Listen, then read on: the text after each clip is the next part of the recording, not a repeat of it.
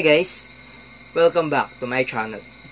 So in this video, tuturuan ko kayo on how to classify or properly classify investments, whether it is investment in equity securities or investment in debt securities.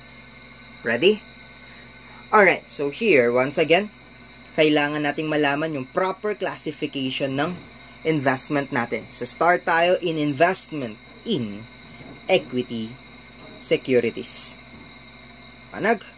So sir, bakit mo kailangan ituro or bakit mo kailangan sabihin yung proper classification ng investment? Because apparently, alam natin kung papaano sagutan yung mga problems with regards to investment in financial asset, for example, or investment in joint venture.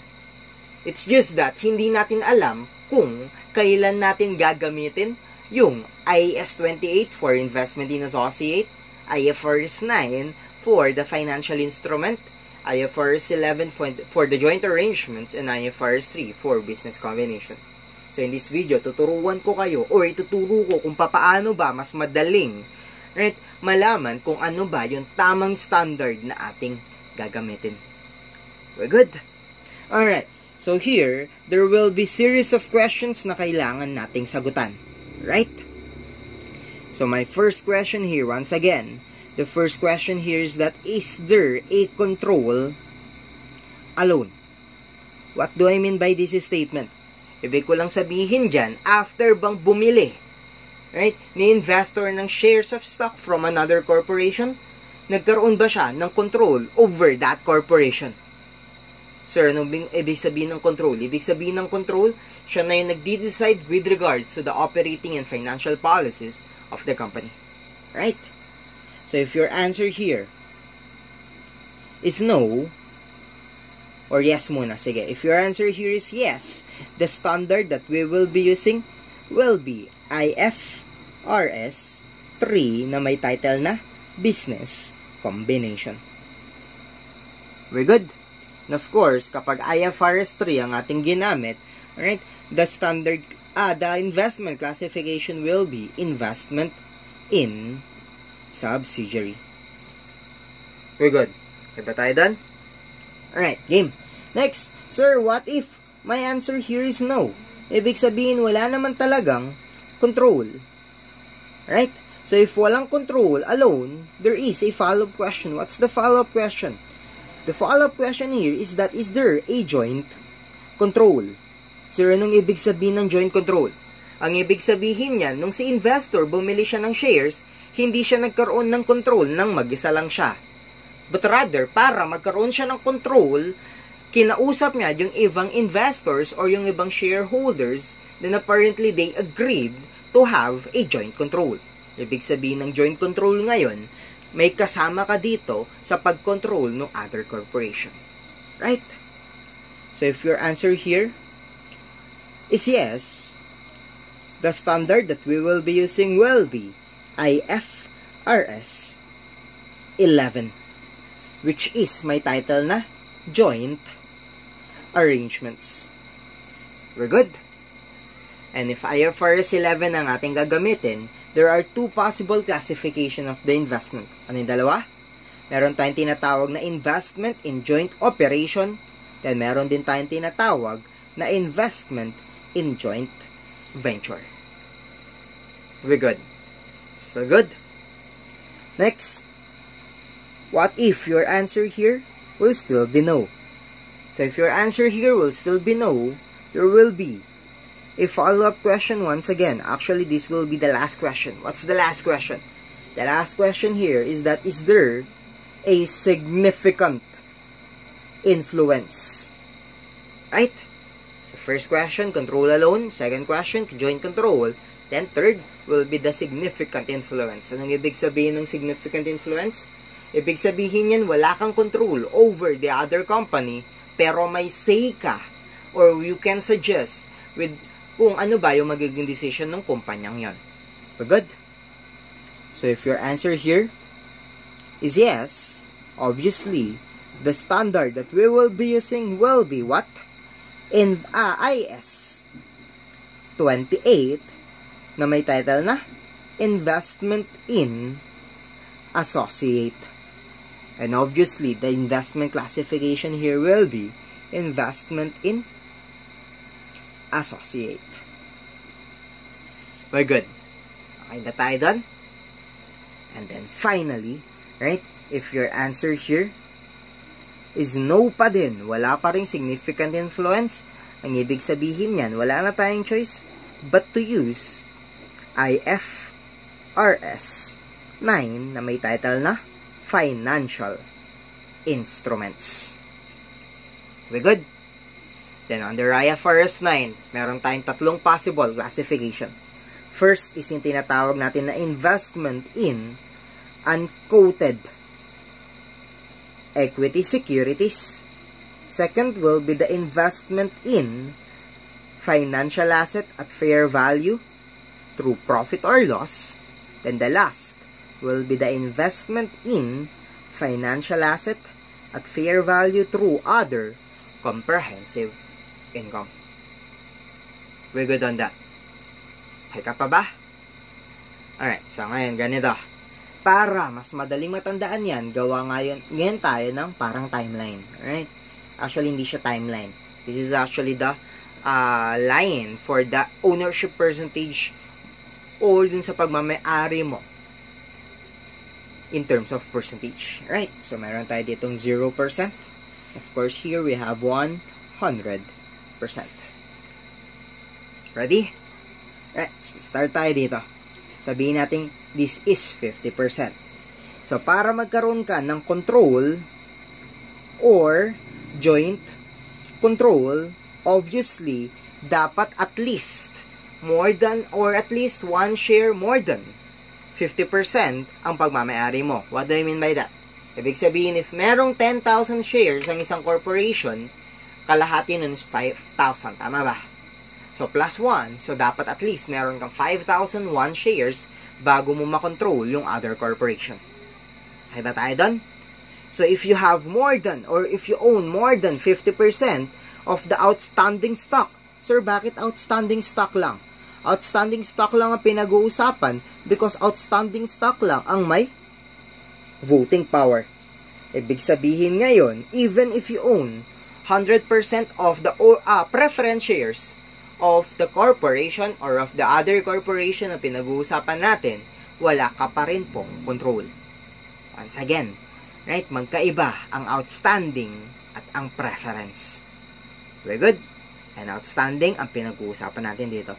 So, if more than 50% of pagmamayari mo ang gagamitin natin dito will be IFRS 3 or IFRS 11.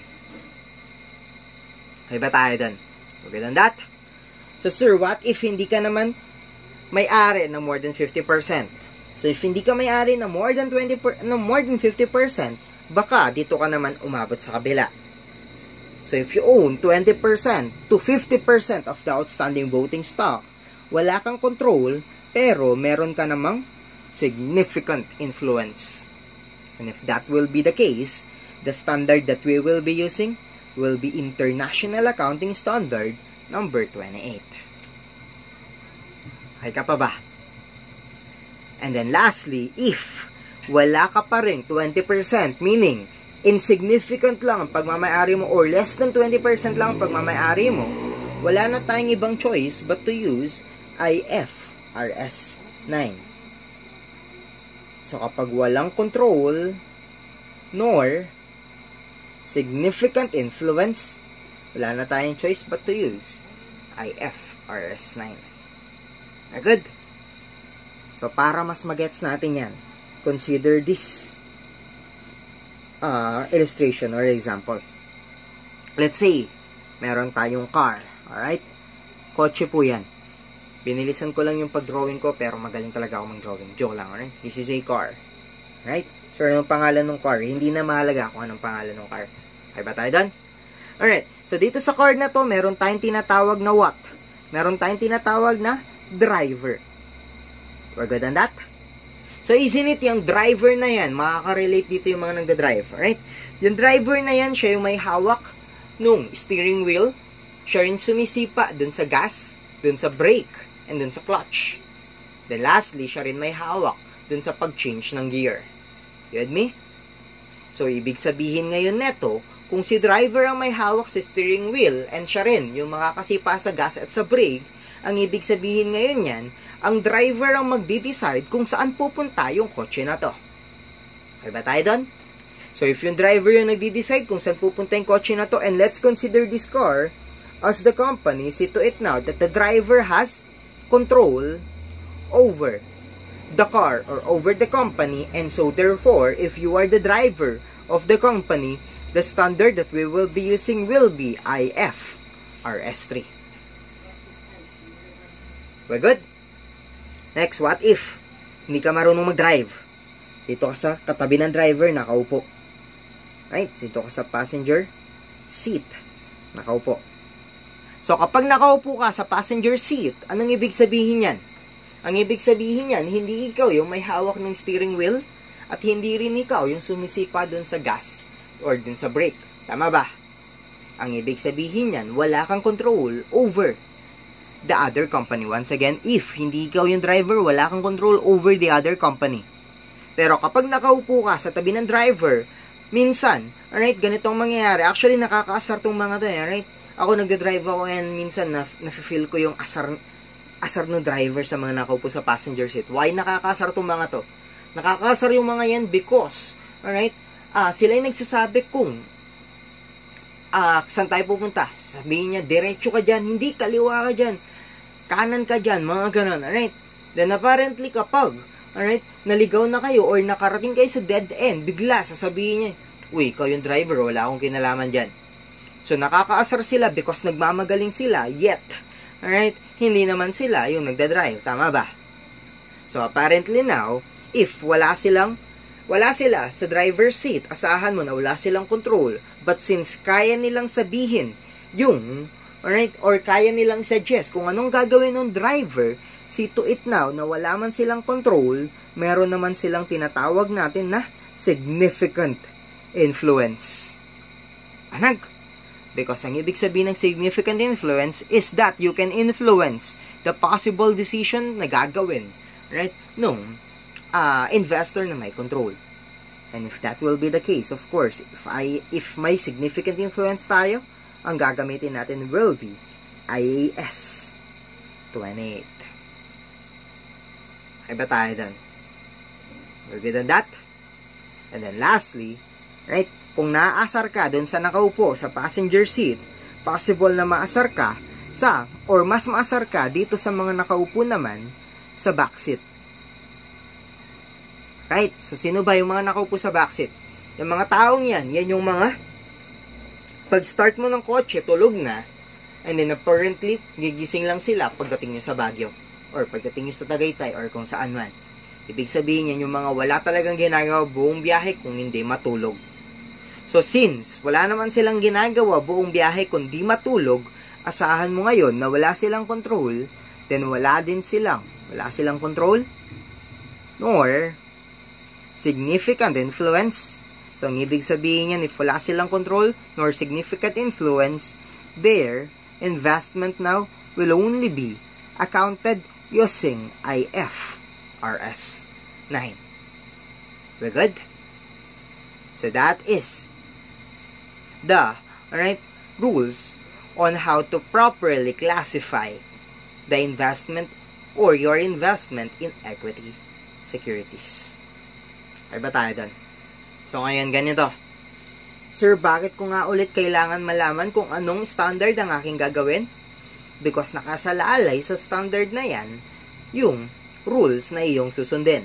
Because apparently, iba't ibang standard, meron po silang iba't ibang rules. Manag?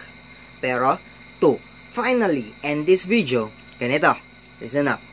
Kapag IFRS 3 and IAS 28 yung ating ginagamit, asahan mo na tayo talaga ang nag-e-effort para magkaroon ng net income or loss ang kumpanya. Ang ibig ngayong sabihin yan, our investment income, once again, if IFRS 3 and IAS 28 ang ginagamit, our investment income here is actually our what? Share in the profit or loss. You with me, guys? Since tayo naman talaga ang nag-e-effort para magka-net income ang kumpanya. Pero, if IFRS 9 lang ang ating ginagamit, sit it, na since natutulog ka nga lang buong biyahe, wala ka naman talagang ginagawa for the company, sit it now, na wala kang karapatan sa profit or loss. Ang ibig sabihin ngayon dito, our investment income will only be what? Anong investment income natin dito? Our investment income will only be the dividends we received from the corporation. Very good. So this is the end of this video. This is actually series of videos about investments. Ibig sabihin, alright? Introduction pa lang to, and then sa mga susunod na videos, tuturuan ko pa kayo kung papaano i-account isa-isa yung mga yan. Thank you guys for watching. God bless.